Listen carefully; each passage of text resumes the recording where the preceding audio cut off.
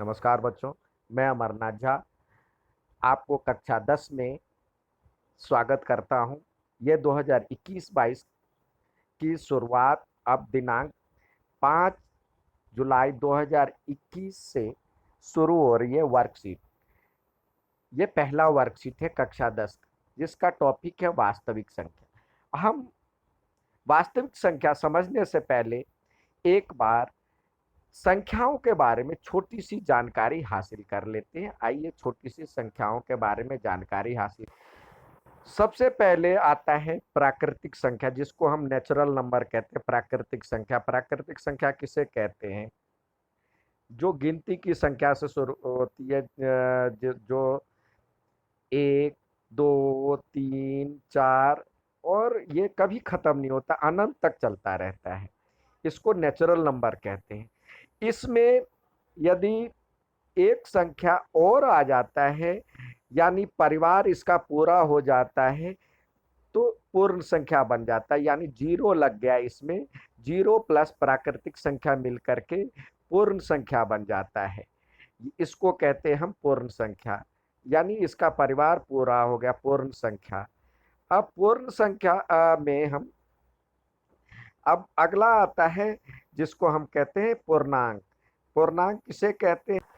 ये पूर्णांक जो होता है, जैसे अभी हमने पूर्ण संख्या लिखा था 0, 1, 2, 3, 4, और ये प्राकृतिक संख्या कभी खत्म नहीं होती है, मतलब अनंत तक चलती जाती है। इसको इस तरह से हम अनंत तक लिखते हैं।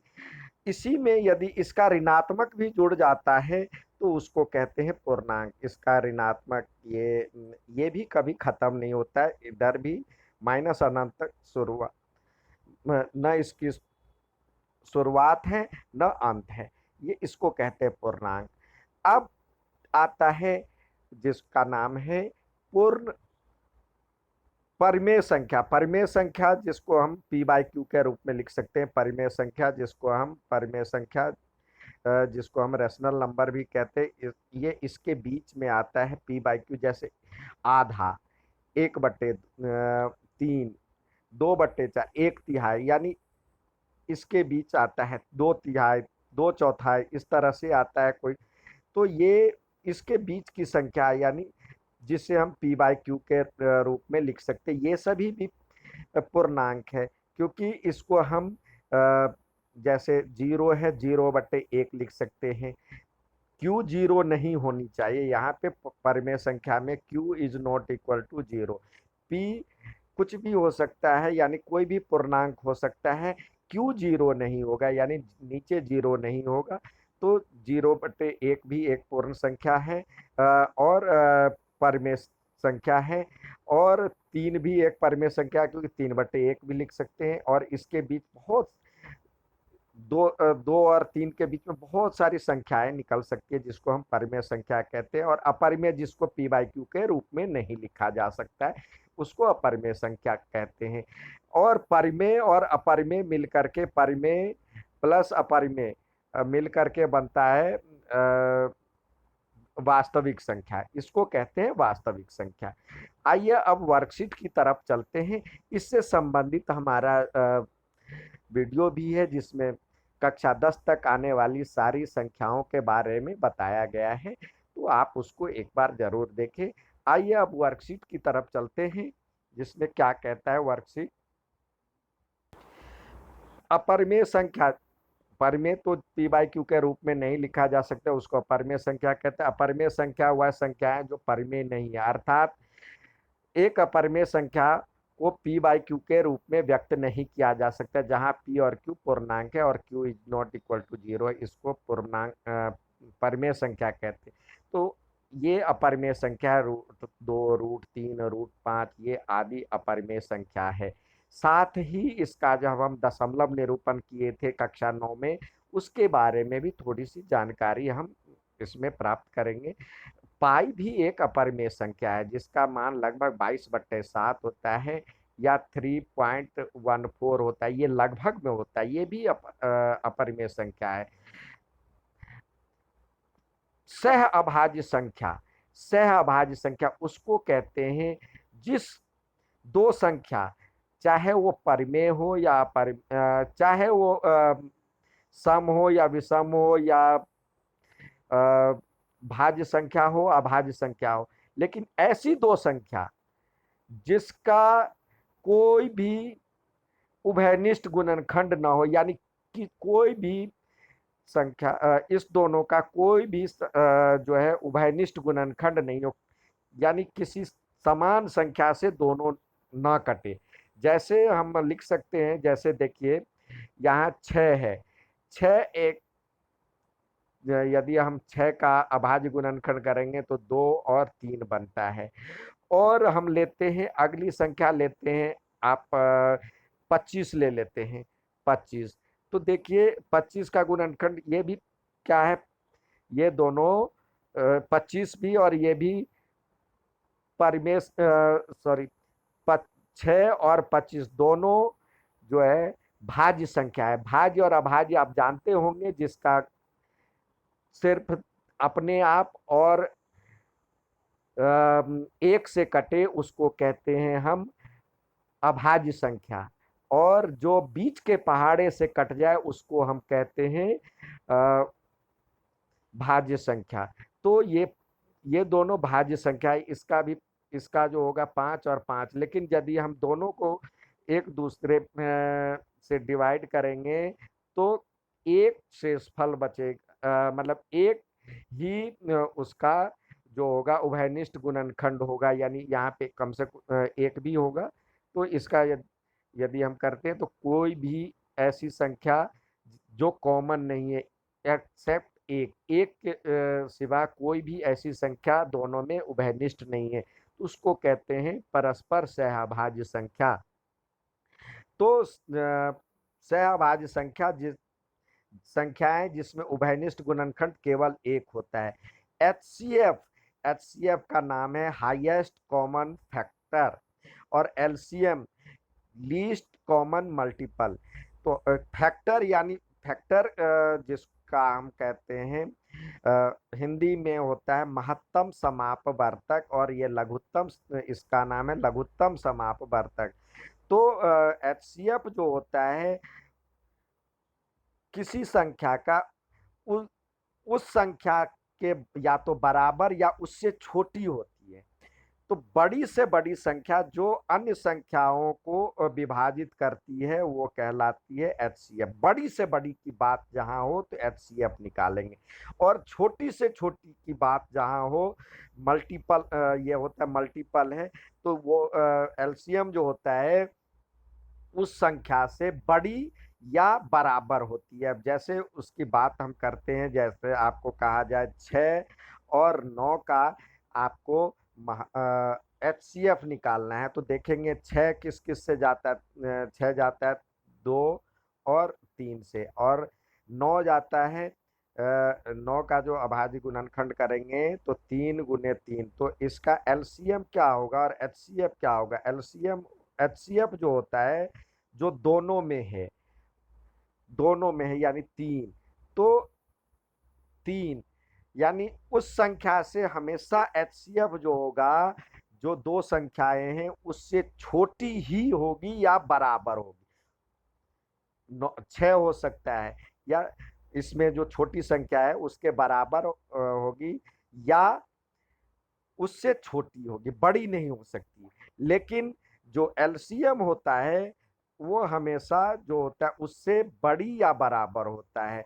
जैसे इसका एलसीएम क्या होगा, जो दोनों में है वो तो लिखेंगे ही, जो छूट गया जैसे ये छूट गया 2 और ये छूट गया 3, तो ये भी लिखेंगे। 2 या 6, 3 दूनी 6, त्रिक 18, तो उससे हमेशा बड़ी या बराबर होती है एलसीएम। तो यहाँ पे एलसीएम और एचसीएफ समझ गए। जहाँ पे बड़ी से बड़ी संख्या की बात करी जाए तो एचसीएफ निकालेंगे, जहाँ छोटी से छोटी संख्या की बात करी जाए तो हम एलसीएम ज्ञात करेंगे।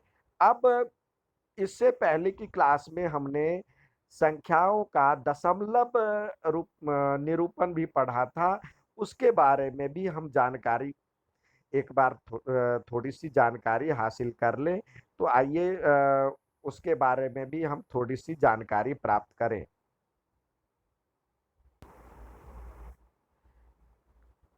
किसी भी संख्या का कोई अपरिमेय या परिमेय संख्या का यदि हम दशमलव निरूपण करते हैं। अब देखिए जैसे यदि 1/2 है तो इसको हम इसका मतलब होता है इसमें इससे भाग देना, नीचे वाले से ऊपर वाले में भाग देना। यानी एक तो भाग नहीं जा पाएगा तो यहाँ पे दशमलव रखे तो ये 10 हो जाएगा, 5 दूनी 10, ये कट गया।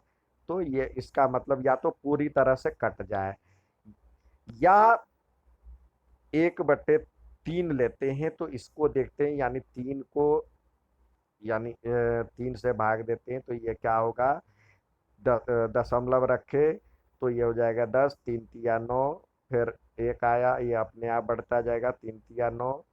तो ये क्या हो जाएगा, ये कंटिन्यू चलता रहेगा, तो ये कभी खत्म नहीं होगा। तो यानी इस तरह से रेकरिंग, रिपीटिंग, या ये पूरी तरह से शांत हो जाएगी, या तो पूरी तरह से कट जाएगा और या रिपीट होगा। तो ये परिमेय संख्या होता है। और एक ऐसा यानी यदि दशमलव निरूपण शांत हो जाए, यानी पूरी तरह से दशमलव खत्म हो गया हो तो ये शांत, और या अशांत हो, अशांत हो लेकिन रिपीट हो, आवर्ती हो, तो ये जो होता है ये शांत हो, यानी पूरी तरह से उसका दशमलव निरूपण पूरी तरह से कट जाए, या अशांत हो लेकिन रिपीट हो, तो वो क्या कहलाता है, वो परिमेय संख्या होता है। लेकिन अशांत और अनावर्ती यानी नॉन रिपीटिंग हो, रिपीट ना हो, तो वो कहलाता है आपको अपरिमेय संख्या। जैसे हम इसके बारे में लिख सकते हैं, जैसे ये हो गया 0.434445। ये कोई संख्या हो सकती है, लेकिन कोई टर्म मतलब ये ना तो रिपीटिंग है और न ही शांत है, तो ये अशांत और अनावर्ती के रूप में अपरिमेय संख्या कहलाएगा। यदि और आपको निकालना तो जैसे 0, 4, 0 1 बढ़ा दे, 4 डबल 0 कर दे, 4 ट्रिपल 0 कर दें, इस तरह से कोई लेकर के आप अशांत और अनावर्ती हम बना सकते हैं। 4 1 1, 4 1 1 1, इस तरह से हम बना सकते हैं। आइए अब चलते हैं हम वर्कशीट की तरफ एक बार और। निम्न दशमलव का निरूपण को ध्यान दीजिए। देखिए यहाँ पे दिया हुआ है, आपको बताया गया, जो हमने अभी बताया वही चीज इसमें बताया गया। यदि 1/7 को हमने किया तो देखिए 7, 1 को 7 से डिवाइड किया तो 1 4 2 8 5 7 1 4, यानी यहाँ से रिपीट हो रहा है फिर। तो ये अनवसानी और आवर्ती, यानी अशांत और आवर्ती। अनावसानी भी, अशांत को अनावसानी भी कहते हैं। और यहाँ पे 3/8 पूरी तरह से कट रहा है तो शांत, और ये पूरी तरह से नहीं कट रहा है तो ये अशांत, और ये अनवसानी और अनावर्ती हुआ, नॉन रिपीटिंग, तो ये अपरिमेय संख्या हो गया। ये यहाँ पे उल्टा दिया हुआ है, यहाँ पे शांत, और ये जो है अपरिमेय संख्या न हो करके ये परिमेय संख्या होनी चाहिए, यहाँ पे ये गलत लिखा गया है। और यहाँ भी यहाँ पे अपरिमेय होना चाहिए था, ये अपरिमेय होना चाहिए, होना चाहिए क्या था, होना ही है। अब हम बात करते हैं अनवसानी और अनावर्ती, जिसको अशांत भी लिख सकते हैं। अब देखिए, अब ये पकड़ में कैसे आए, किसको हम अशांत और किसको शांत कहेंगे, बिना देखे बिना भाग दिए कैसे समझेंगे। ये अक्सर कक्षा 10 में पूछा जाता है। तो देखिए, यदि इसको अंश, ऊपर वाले को अंश कहते हैं, नीचे वाले को हर कहते हैं। यदि हर, हर में 2 या 5 इसका अभाज्य गुणनखंड करेंगे तो सिर्फ 2 या 5 रहे। ये कितनी भी बार हो सकता है, रिपीट हो सकता है, 2 का पावर m हो सकता है और ये m, यानी इस रूप में रहे, या तो सिर्फ 2 रहे या 5 रहे या दोनों रहे। इसके अलावा तो ये शांत होगा, ये क्या होगा, शांत। और इसके अलावा कुछ भी रहे, नीचे कुछ भी रहे, लेकिन अंश से यदि वो कट जाता है, मान लीजिए यहाँ पे 3 है और ऊपर भी 3 होता तो ये तो कट जाता, तो फिर वही आ जाता। लेकिन इसके अलावा नीचे कुछ और बच जाता है तो अशांत और अनावर्ती, यानी अनावसानी और आवर्ती कहलाएगा। ठीक है। अब हम बात करते हैं वर्कशीट की तरफ, फिर चलते हैं। तो ये आपका हो गया। यहाँ पे आपको दिया हुआ है एक बचपन में आप भाग भी किए हुए हैं और भाग को आपने चेक भी किया हुआ है।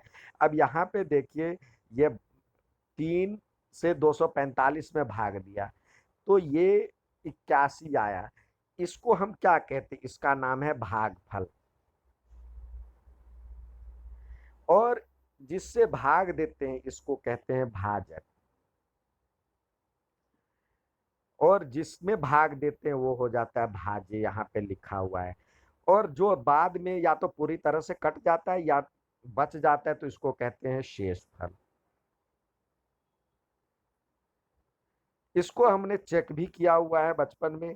तो भाजक बराबर होता है, यही विभाजन एल्गोरिथम कहता है, भाज्य बराबर होता है भाजक गुने भागफल, और फिर बाद में जो आता है शेषफल। ये देखिए, ये यही विभाजन एल्गोरिथम कहलाता। तो 81 यहाँ था। आप देखिए ये 81 और 2, यहाँ पे 3 ये गलत लिखा हुआ है। ये 81 और इसको कभी जोड़ने पे आता ही नहीं। यहाँ पे उल्टा पुल्टा ये 81 भागफल गुने भाज्य दिया हुआ है। तो कोई नहीं, आप ऐसे लिखा, यहाँ पे ये गलत लिखा हुआ है। क्या यहाँ पे ऐसे लिखा हुआ है भागफल गुने भाजक और ये शेषफल। ये, लेकिन यहाँ पे ये 3 होना चाहिए था, 81 को 3 से करते फिर ये 2 था, क्योंकि ये भागफल आपका क्या है, 81 और से भाजक है 3। यहाँ पे ये गलत मिसप्रिंट हो गया है, तो ये थोड़ा सा करेक्शन कर लें। अब आइए, आपको हमेशा के तरह आपको, आप जैसे पिछली बार किए थे, तो आपको करने के लिए भी दिया गया है 210 और 128 को विभाजन एल्गोरिथम द्वारा लिखिए। तो आइए लिखने का प्रयास करते हैं। पहला सवाल है 210 और 128 के लिए विभाजन एल्गोरिथम लिखिए। तो इसमें बड़ी संख्या क्या है, बड़ी संख्या ये है 210, छोटी संख्या ये 128 है। तो 210 में 128 से हम डिवाइड करेंगे। यहाँ पे इसमें हम डिवाइड करेंगे तो एक बार ही, यदि आपको लगता है तो ये लास्ट वाले 12 को डिवाइड मल्टीप्लाई करके देखें कितनी बार लगता है। 12 दूनी 24 हो जाते तो नहीं लगेगा। तो आइए पहली बार ही हम एक बार ही लगा के देखें। एक बार लगाएंगे तो ये हो जाएगा 128।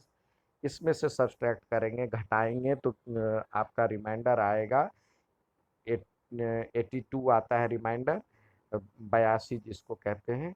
तो हम लिखते हैं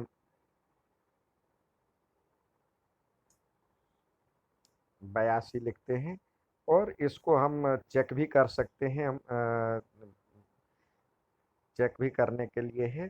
तो यहाँ पे 128 गुने 1, यानी इसको और इसको मल्टीप्लाई करेंगे, इसमें ये जोड़ेंगे तो ये आ जाएगा 210। तो ये चेक भी करने वाला है। अब कह रहा है 112 86 का एचसीएफ और एलसीएम ज्ञात कीजिए। तो आइए 112 और 86 का एलसीएम और एचसीएफ ज्ञात करें।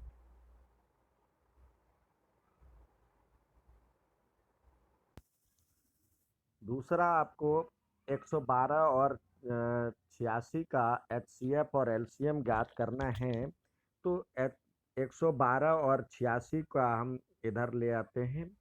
112 112 और 86 अभाज्य गुणनखंड विधि से हम ऐसे करते हैं तो देखते हैं दो के पहाड़े से दोनों कट रहा है। आप एक बार भाग का नियम एक बार जरूर सीख लें। तो दो से कटता है तो ये हम दो के दो से ये 5 दूनी 10 और 6 दूनी 12 और ये 43। अब देखिए 56 तो कट रहा है किसी न किसी से, लेकिन 43 किसी के पहाड़े में आ रहा है, आपको लगता है? शायद नहीं। तो ये अभाज्य संख्या है, 43 एक अभाज्य संख्या है। तो इसमें कौन सी एचसीएफ जो होगा, जो कॉमन मल्टीपल मतलब कॉमन फैक्टर है, यानी दोनों में उभयनिष्ठ गुणनखंड है, तो ये 2 है। तो इसका एचसीएफ तो हो जाएगा एचसीएफ बराबर में 2। लेकिन एलसीएम क्या होगा? इसका एलसीएम यदि हम ज्ञात करते हैं तो ये 2 तो रहेगा ही, ये और ये जो बच गया 56 और ये 43, ये आ गया एलसीएम और एचसीएफ। अब कहता है इसको हम यदि मल्टीप्लाई करते हैं तो देखते हैं क्या आता है इसका मल्टीप्लिकेशन। ये आता है 4816। लेकिन ये आपको करना नहीं है, आप ऐसे भी निकालेंगे तो भी चलेगा। 4800 यहाँ पे लिखते हैं 4816 ये आया। अब हमें एक और इसमें दिया हुआ है पता करने के लिए, कह रहा है 112 और 86 को मल्टीप्लाई करें और एचसीएफ और एलसीएम को गुना करें तो बराबर होगा। 112 और 86 को करते हैं तो देखते हैं कितना होता है। 112 112 गुने 86 करते हैं तो क्या आता है? ये आता है 9632। और एचसीएफ और एलसीएम को गुना करते हैं तो क्या आता है? ये आया था आपके पास 4816, 4816 और इसको 2 से करते हैं गुना, तो देखते हैं क्या आएगा। तो दोनों ही बराबर आएंगे, ये और ये भी बराबर आएगा, ये भी होगा। इसके बदले भी हम यही लिखेंगे 9632। इसको मल्टीप्लाई करेंगे तो बराबर आएगा। तो इससे ये एक और नियम बनता है, दोनों संख्याओं का गुणनफल बराबर में लघुत्तम गुने महत्तम, यानी एचसीएफ गुने एलसीएम बराबर में प्रोडक्ट ऑफ टू नंबर। अब दूसरा यहाँ पे कह रहा है निम्न संख्याओं का दशमलव प्रसार किस प्रकार का है। तो हमने कहा था देखिए यहाँ पे दो नीचे 12 है, यानी इसको हम देखते हैं, पहले ऊपर और नीचे काटने का प्रयास करेंगे। ये 4 से जा रहा है तो 4 से जा रहा है तो ये 4 तिया 12 हो गया और ये होता है 4 चौके 16 और 41। देखिए हमने बताया था देखिए 2 और 5 के अलावा कुछ भी रहे तो ये क्या होगा? अशांत और आवर्ती, यानी अनावसानी और आवर्ती। तो ये लिखना है आपको, अनावसानी और आवर्ती। और इसका यदि हम करते हैं तो ये भी नीचे में 7 है तो 2 और 5 के अलावा है तो ये भी क्या होगा? अशांत यानी अनावसानी और आवर्ती होगा। ठीक है। और यहाँ 15 है नीचे, ये 5 से हम काटते हैं तो 20 पंचे 100 हो जाता है और ये 3, यहाँ भी 3 ही बच रहा है तो नीचे 2 और 5 के अलावा कुछ भी बचे तो अशांत यानी अनावसानी और आवर्ती होगा। और यहाँ पे अगला दिया हुआ किस संख्याओं का दशमलव निरूपण अनावसानी और अनावर्ती होता है, तो अपरिमेय संख्या का। यहाँ पे लिखें अपरिमेय संख्या का। ठीक है। ये आपको अपने करके अपने अपने ग्रुप में भेजना है। अच्छा लगे तो लाइक और सब्सक्राइब जरूर कीजिएगा। धन्यवाद। और इससे संबंधित मेरा वीडियो जो आपको संख्याओं के बारे में है, वो भी आप मेरे चैनल को जब सब्सक्राइब करेंगे तो आप उससे फ़ायदा उठा सकते हैं। धन्यवाद।